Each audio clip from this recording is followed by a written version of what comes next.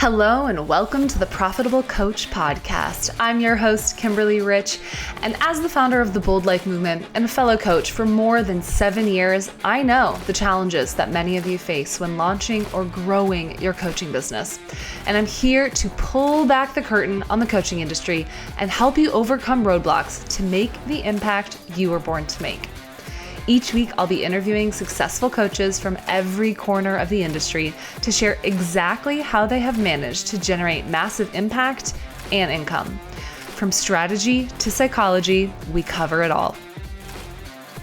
This show is presented to you by Transformation Academy, a global marketplace of courses and coaching certifications.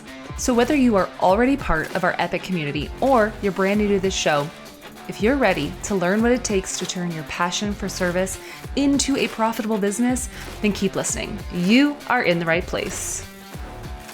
Welcome back to the Profitable Coach Podcast. Today is episode 40 with Patrick McConnell. And today is a super special episode because Patrick and I have actually been friends for almost 5 years now. And we first met when we were both living in Bali at a workshop that a couple friends of ours had put on. And since then, Patrick has become a TA graduate. He has gone on to create his own coaching business and build a really beautiful life for himself in San Francisco.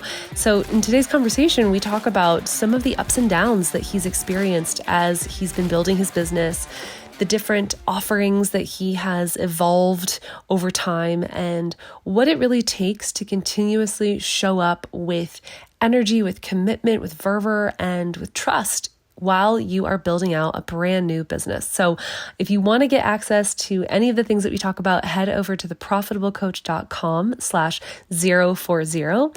And without further ado, please welcome my dear friend, Patrick McConnell.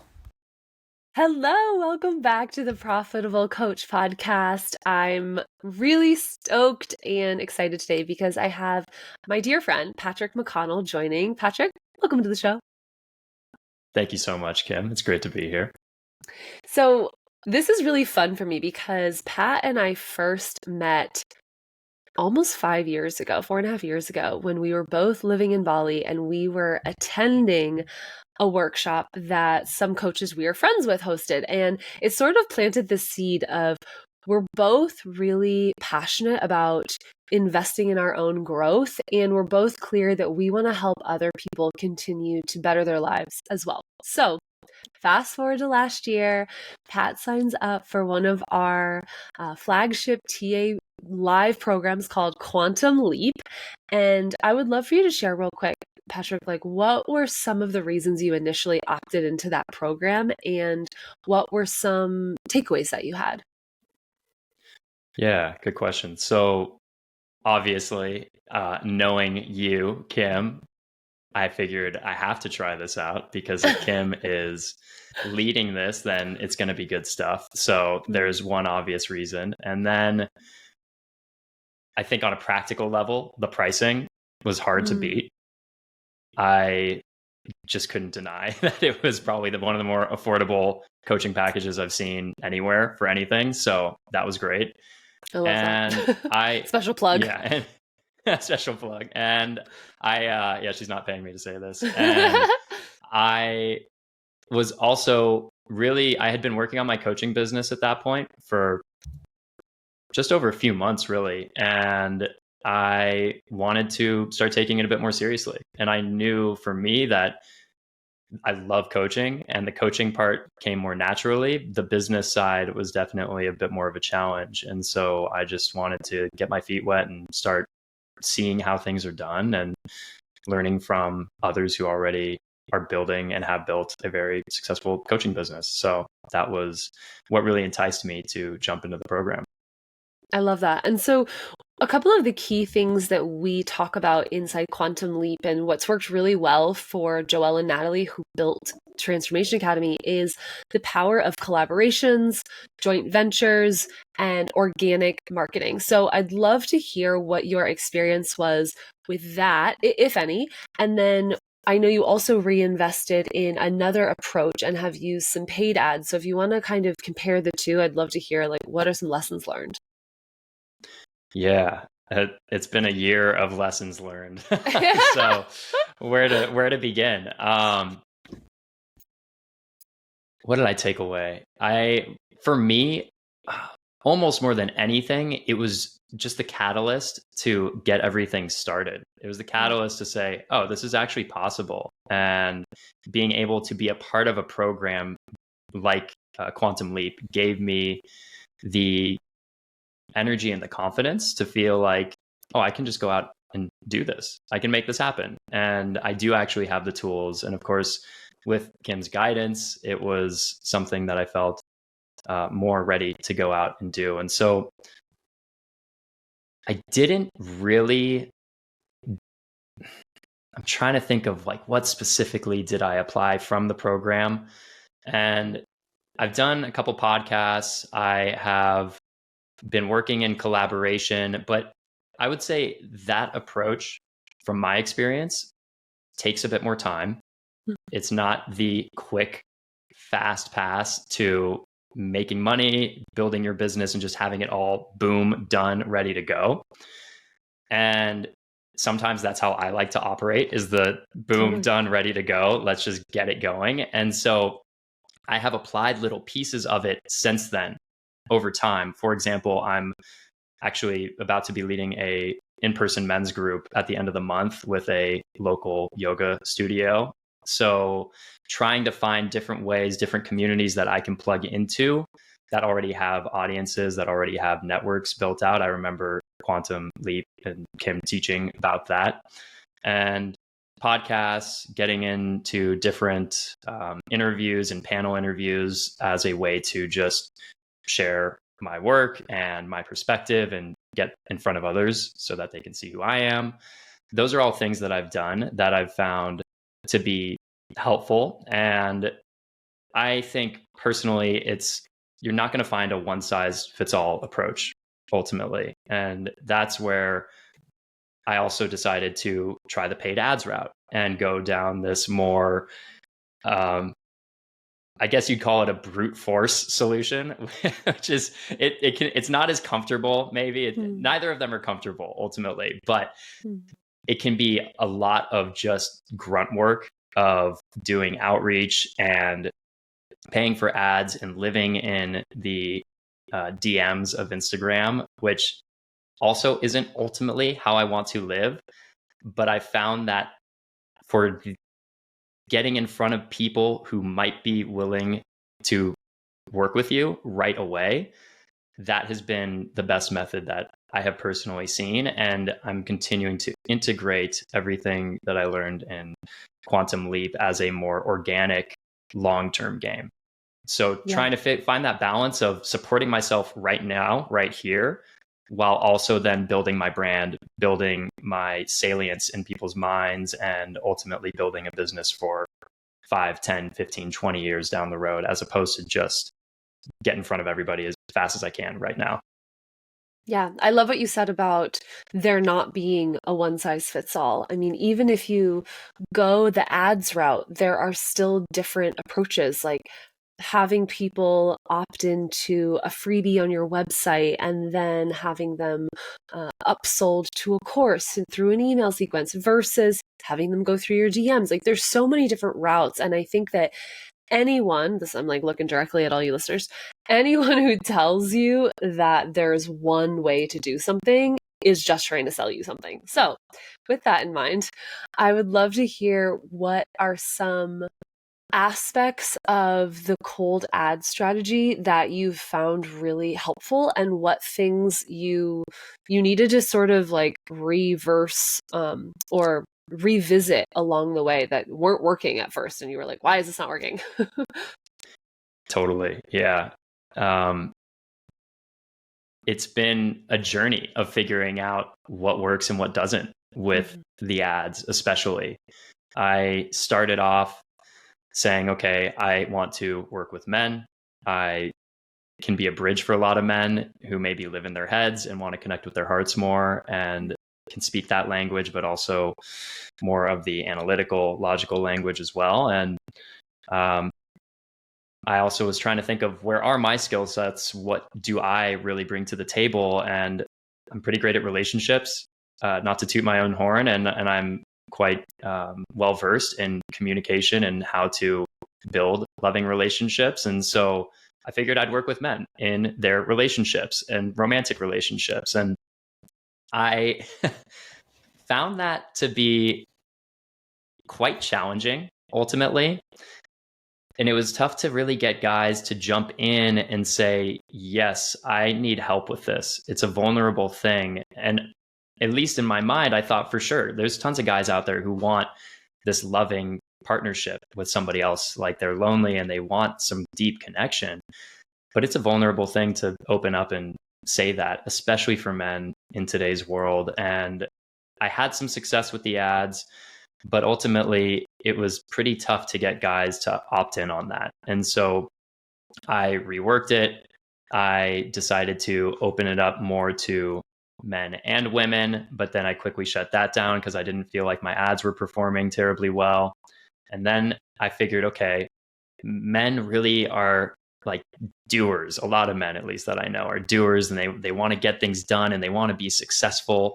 Whatever that means, that's a whole other conversation. But I kind of reworked it again, to be more about helping men really create success in their lives. If that's romantic, great. That's what they ultimately can move towards. If it's professional, then we'll work on that. If it's their health, if it's just their own habits and connecting more deeply with themselves, we'll work on all of that and give them a roadmap forward. And so I found that has been easier.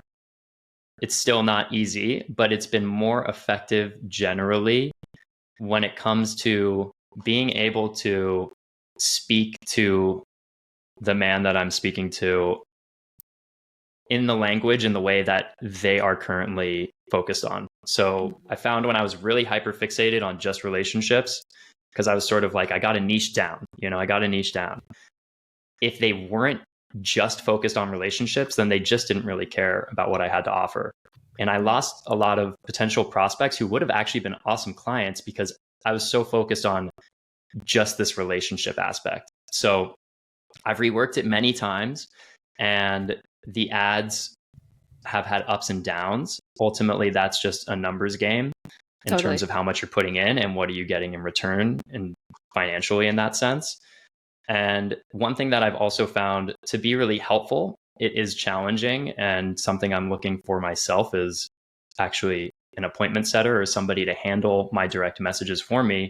But outreach has been really effective, just even in terms of building connections. Reaching out to people, sending messages on Instagram is an amazing way to get in front of people. And you'd be so shocked how many people are waiting for a connection like you to just pop into their message box and say, what's up?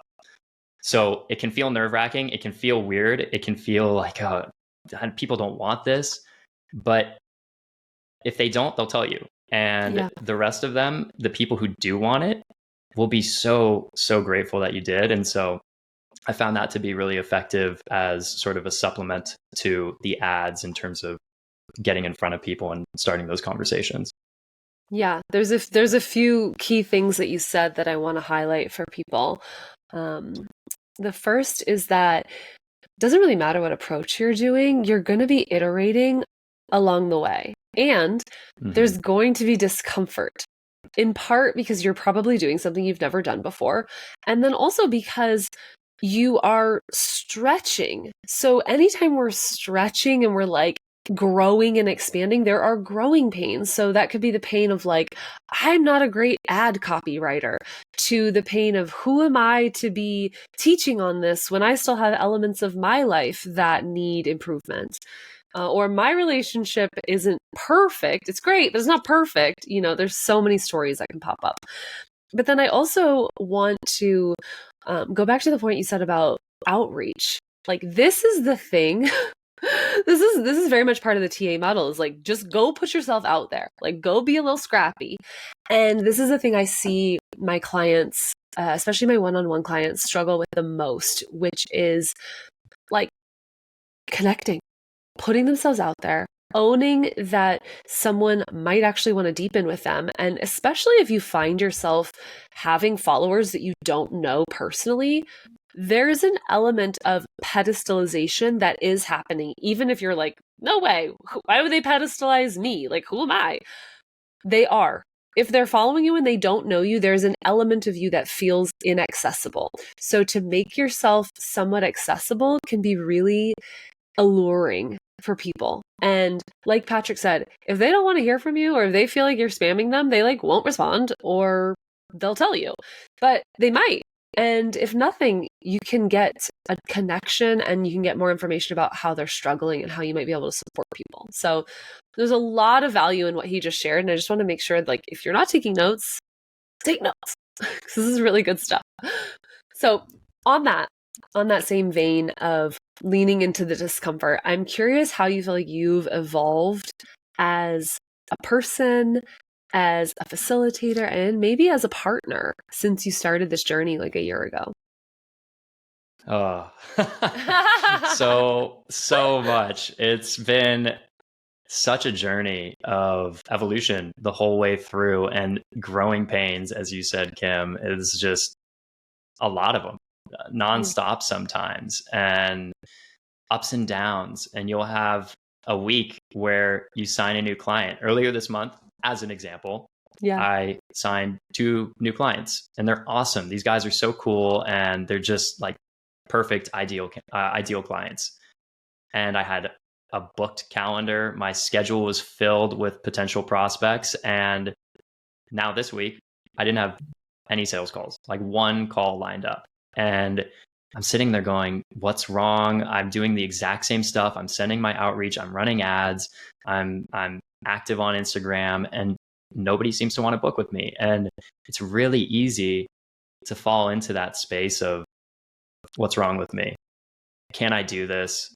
The negative self-talk. Why am I not able to do this when I'm on Instagram and I see all these other coaches with these amazing businesses making $1 million a month? And you get it. And so it's been such a journey, more than anything, of just learning to accept me at where I am and love myself regardless of my business, regardless of how successful I am, regardless of how anybody else around me is doing.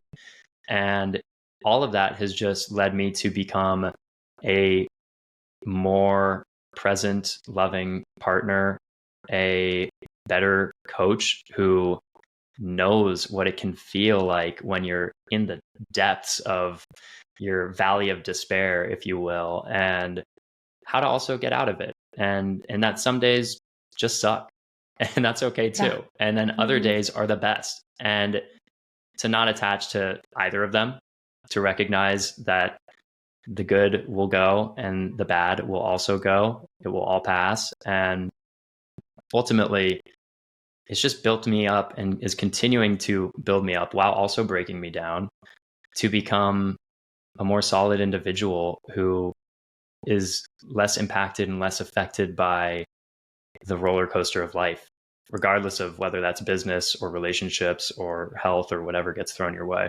It just has improved my capacity to hold it all. Yeah, I love that. My coach talks all the time about her Stripe account is her phone background, and she'll share it in her stories and stuff. And you can see the Stripe account's going like this, up, down, up, down, up, up, up, down. But it's continuously going up. And then as of the past 6 months ago, it's like shooting way, way up, like $2 million a month, etc. And she said, it's not a matter of, oh, I hope that that's me, because she's has people flood into her DM saying, oh, I hope that's me, where, I'm at the bottom and then it shoots up after that. And she's like, no, you decide that it's you and you don't stop, because just as you had 2 new clients last week and this week might be a dip, if you stop, then you're assuring that next week won't be 3 new clients or next month or whatever. And so really just deciding, who am I committed to being through this process? How am I committed to showing up? And whether we're talking about your business or we're talking about your relationship, stuff's going to happen that doesn't feel so great. And you always get to decide, who am I committed to being in this moment? And how am I committed to continuing to show up? So I think that that's a really invaluable takeaway that comes with choosing to be a CEO and a coach that a lot of people don't realize they're opting in for. And I'd love to hear more about the men's group. I think that that's a really valuable add-on that you've brought into your offerings. And I have some one-on-one clients currently who are considering branching out into this type of work. So what was it that initially planted the seed that this was something you wanted to do, and how have you shifted the way you facilitate it as it's grown? Yeah, good question. And just before I touch on that, I just want to add to what you said, which is something that has been in my mind constantly in those moments when I feel like just giving up, is that truly the only way that I can fail is if I give up, if I stop.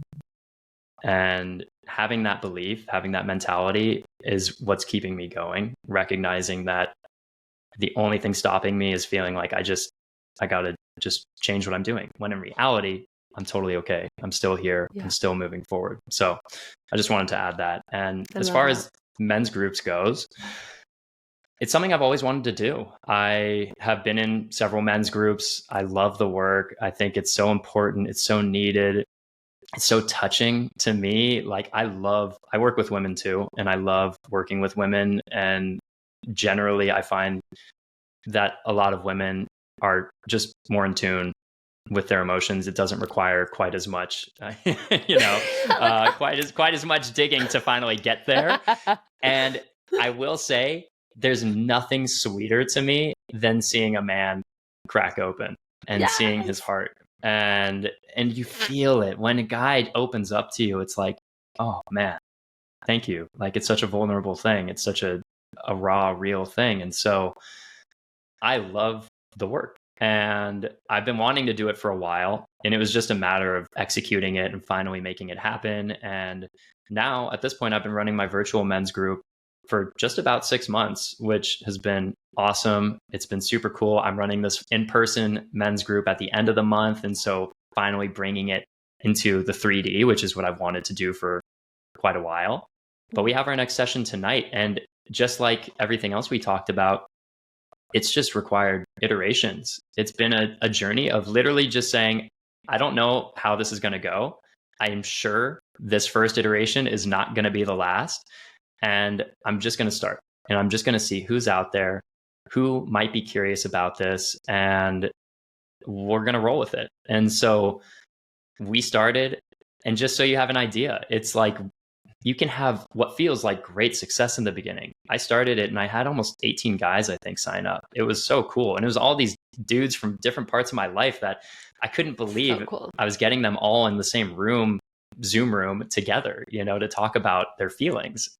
And then one by one, slowly but surely, okay, one guy drops off. Oh, another guy has other obligations. Next thing you know, this guy leaves, that guy leaves. And at one point, maybe even just a month ago, I had like maybe 2 guys showing up to the calls, 1 guy even at one point. And I was about ready to quit. I was like, they just don't want it. What are they like? Why am I doing this? And I actually almost canceled a call that day. And one guy was like, I'm still going to be there. And I realized like, this is just not about me. Yes, sure, I need to support myself. And yes, sure, I want the group to be amazing and all of that.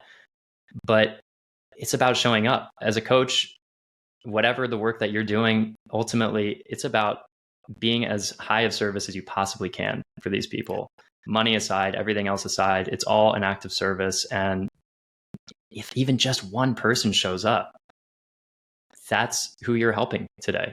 And that's amazing. And so since then, I realized also I was kind of relaxed with my container setting. I wanted it to be sort of chill and for guys to be able to come in and out. And I realized that, well, that's what I wanted. And so that's what I was getting. Guys were coming in and out. It wasn't a totally tight container. And so I actually just the other day acknowledged that and stated my desire with the men that are in the group. There's about 8 guys in the group now. And I said, hey guys, something that I've been really wanting actually is more commitment, more accountability, more presence from everyone in the group, both on the calls and off the calls. That means showing up on time. That means staying the whole way through. That means letting us know if you're not going to make it, and being active in the WhatsApp group. And it was really sweet to hear the guys who were just down, the guys who said that their immediate reaction was to feel shame and guilt about not showing up a certain way, but that they actually really want to come and do this. And so they're jumping back in and opting back in. And, you know, it just comes back to holding that container. And in a sense, one of the things that I've learned also through coaching, and then Kim, I'll hand it off to you, but is so much of it is about how do you love yourself? How do you respect yourself? Like, at what level do you respect who you are? Because you're going to have people walk over you, and you have to set boundaries. You have to get good at it. And I know people listening to this, we got some people pleasers in the crowd for sure. Oh, and yeah. yeah, No offense, you guys. know, I would say, like, I would honestly bet a lot of most coaches maybe are people pleasers in some way or another, because we care so much. And that's also a self-protection mechanism. And I felt myself wanting to protect myself in that moment by not speaking up.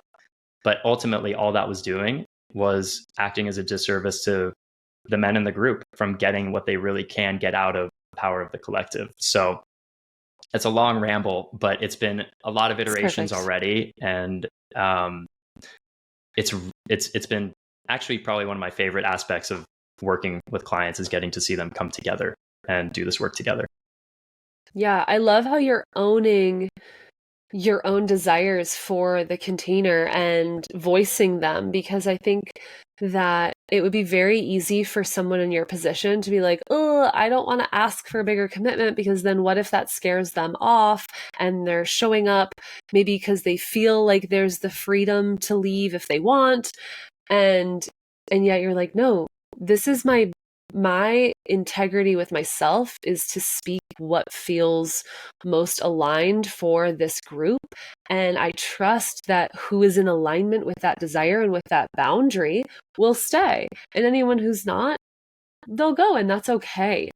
I couldn't help but think of a podcast movement conference that I went to back in like 2015, and Pat Flynn, he's a famous podcaster, one of like the OGs, he was up on stage and someone asked, you know, how do I know when to throw in the towel? I only have like 500 listeners per month and I'm seeing all these people with like millions of downloads. And he was like, sir, if you had 500 people in this room right now that said, I love what you are creating, I need your voice in my ear each week, would you tell them, meh, sorry, that's not good enough, you're not a million, you're not 1,000, whatever? Probably not. It's the same way if you're walking down the street and you had 3 or 2 or even 1 like captive listener or person who's saying, Pat, I need your medicine this week. You likely wouldn't be like, sorry, bro. No, I only serve 8 people and above.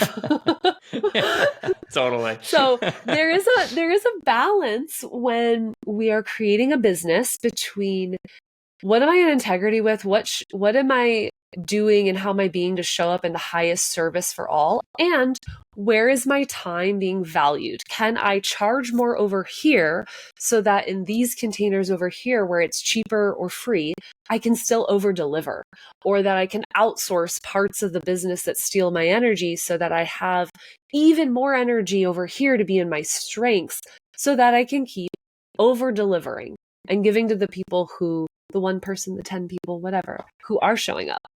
So I think that's amazing. I was fortunate enough to be visiting Pat when he had one of these calls, and it was so cool to just like kind of feel the energy of the house shift before the call and then after, because it was Pat and another individual who's in the men's group who were in the house, and I was just like a different like like a connected but like grounded force like rippling throughout the apartment. Do you agree? Or is that just me? Totally. Of course. Absolutely. We were synced up. Yeah, exactly. Like women sync up, they were synced up. I love that. Yeah. And one thing that you said, Kim, too, that just brought to my mind was that there were times when I was feeling really almost drained, actually, by the men's group. And when I really tuned in, it was because I felt like people didn't care about it, or people weren't really showing up, and I was doing this stuff, and for what, right? But really the question was, well, what am I tolerating? within this? How am I not actually acting in full integrity? Because that's what's draining. It's not that people aren't showing up. It's that actually there was a part of me that was not being in full integrity and saying, hey guys, this is what we need in the group.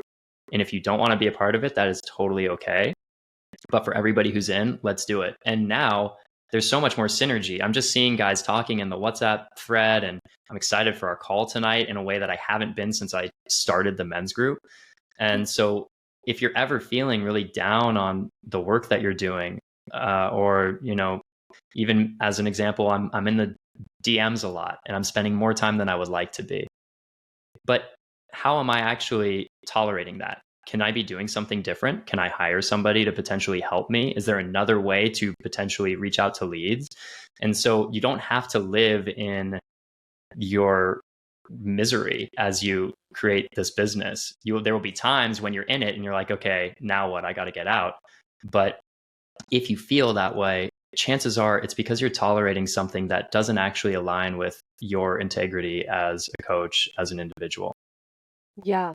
And what I couldn't help but hear when you were sharing that is like, okay, these men weren't showing up, and at the time that was draining. But what you realized was, oh, a part of me wasn't showing up, the part of me that wanted to claim a different container.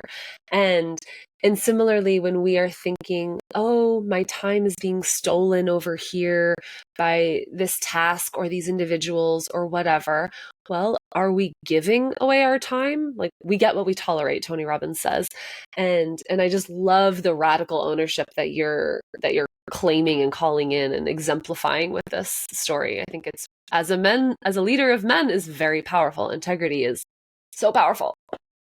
Yeah, thanks, Kim. And just to kind of put a cherry on that, I think that's what this whole coaching journey has been about for me more than anything else, is radical ownership.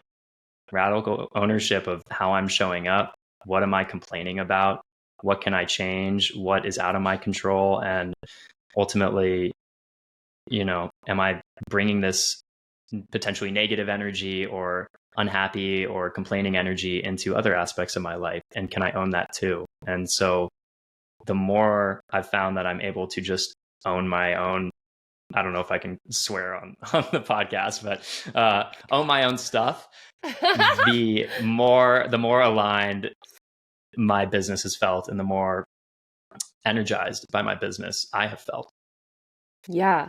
I mean, for anyone listening who feels triggered by the word victim mentality, there's a really good chance that you're in a victim mentality. And if you feel activated by the word radical self-ownership, it might be because you're not taking radical self-ownership. And this is a really spicy topic in the coaching industry, because I think that a lot of people who come into this space are excited and maybe new on their personal growth journey. And so that comes with an evolution. Like, who I was when I first started coaching was not the radical self-owning woman that sits here on this podcast today. Who I was 2 months ago, 4 months ago is not this person.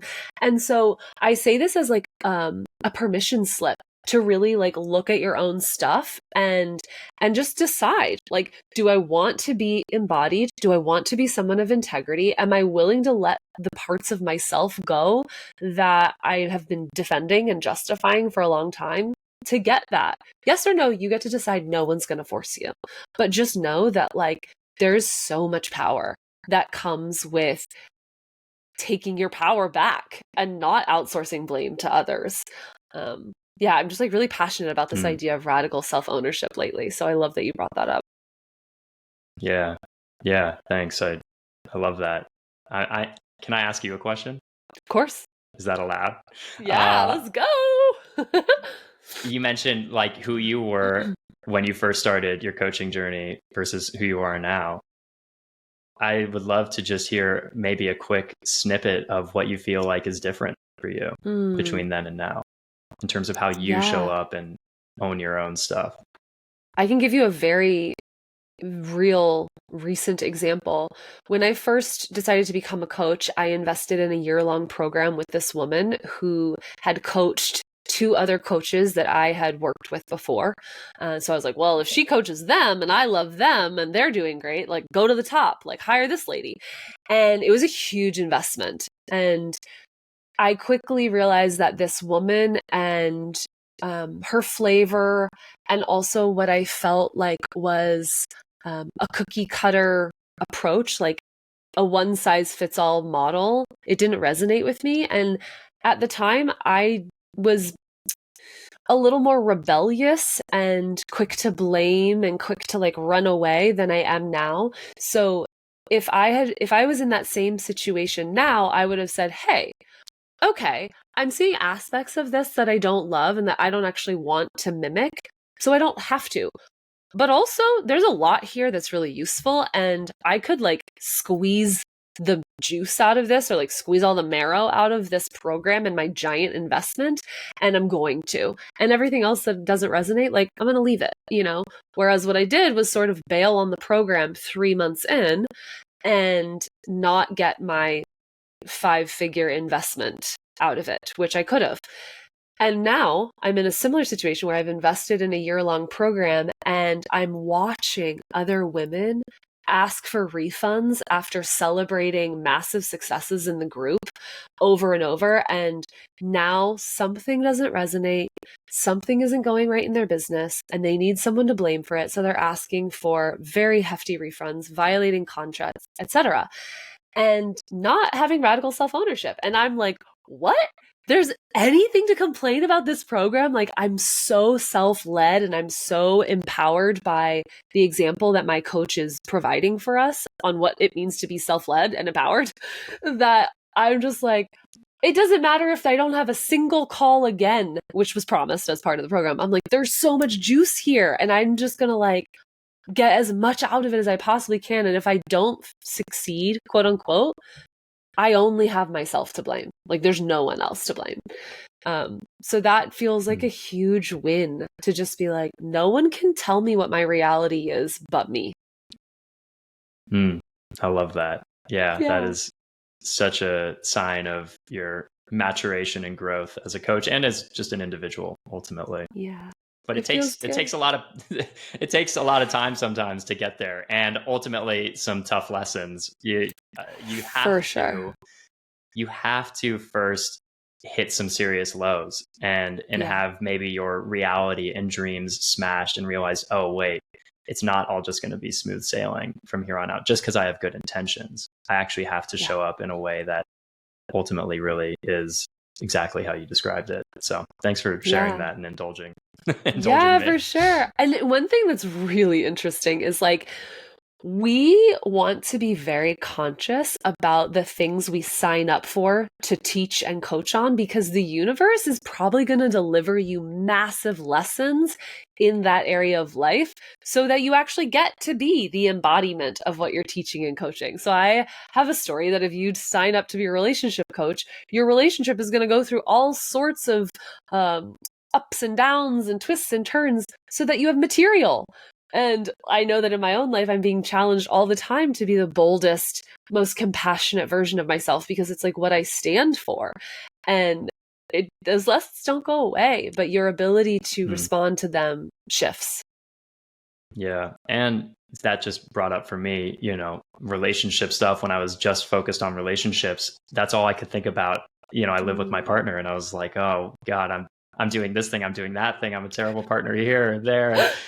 And then when I started just kind of focusing more on men and integrity and all of that, I was like, oh God, I'm lacking integrity here. I'm lacking integrity. I'm not a real man. I can't, not true. But it's so easy when you are steeped in whatever the work is that you're doing to just start nitpicking your own life. And really, like, it's kind of like what happens, I can't remember the term for it, but psych students who are studying psychology for their first year, and they start basically like assessing all of their mental health stuff and thinking that they've got all these different mental health problems. And it's like, whoa, take a breath, slow down, bring some compassion into your life, and recognize that you're just learning, you're just growing, and you're asking questions that you weren't asking a couple days ago, perhaps. And so how can you both really own your stuff and take that radical ownership, and also just be be gentle with yourself, be kind to yourself. Because if you're not, it's going to be a terrible journey. It's going to be a painful, uncomfortable journey when it doesn't have to be like that. And so that's been the other side of the coin, is just learning to be a little nicer to myself and listen to the voice in my head that, sometimes can be critical. Yeah. One more thing that I want to add, and then I invite you to share with our audience where they can go find you. But just to close out this loop, I was on a book club call today with my mastermind, and we were talking about the book Authentic Happiness. And there's so many incredible scientific studies in this book about, quote unquote, toxic positivity. And it can be a little confronting for people who really like the idea of being in the feeling and doing therapy and looking at our past and like understanding where we came from. And this book offers up the alternative perspective that like actually your past doesn't affect your present as much as you think it does. And you get to decide in the present how to feel about your past. So your present dictates your past, and your future is actually pulling you towards it. And all of these things that we think are really helpful to look for, like how to solve the thing, actually don't focus on what's not working, what your weaknesses are and how to be better at them, but instead lean into the strengths. Focus on what's working. Amplify what's good. And it's a fascinating book, Authentic Happiness. I'll be sure to link it up in the show notes. But I just want to sprinkle it in for anyone who's like, I want more of this conversation. So Patrick, where can people go join your men's group? You have calls every week. Is that right? Every first and third Wednesday at 6 p.m. Pacific Standard Time. So love it. You can find me at my Instagram. That's probably the easiest way to just follow along the journey and also find my offerings. It's coachingwith.pat. Coaching with we'll be sure to have that. Yeah. And then I also have my website, which is coachingwithpat.com. But if you're in the Bay Area, if you're out here in San Francisco, come find me. Let's hang out. I'd love to meet up in person too and get off the virtual realm every once in a while, but that's how you can find me. I love it. Pat is one of the warmest, most approachable, most playful, most insightful people that I feel grateful to have as a friend and mentor, and just so grateful to be able to share your mission and your growth with the audience. So thank you, P. I love you. Love you too, Kim. Thanks so much. This is super fun, and I can't wait to see you at some point soon in person. Big thank you to Patrick for coming on to today's show, and thank you to you, the listeners, for continuing to support us, continuing to tune in. Please, if you are not already connected with me on Instagram, head over to @the_Kimberly_Rich if you want to get access to Patrick and dive deeper into the world of the men's work that he's offering and get more information about the one-on-one mentorship that is available. Then head over to theprofitablecoach.com/040 where you can get all of his contact information. I look forward to seeing you guys on next week's episode. It's going to be a juicy one with the beautiful storyteller, Yerlyn Ramirez.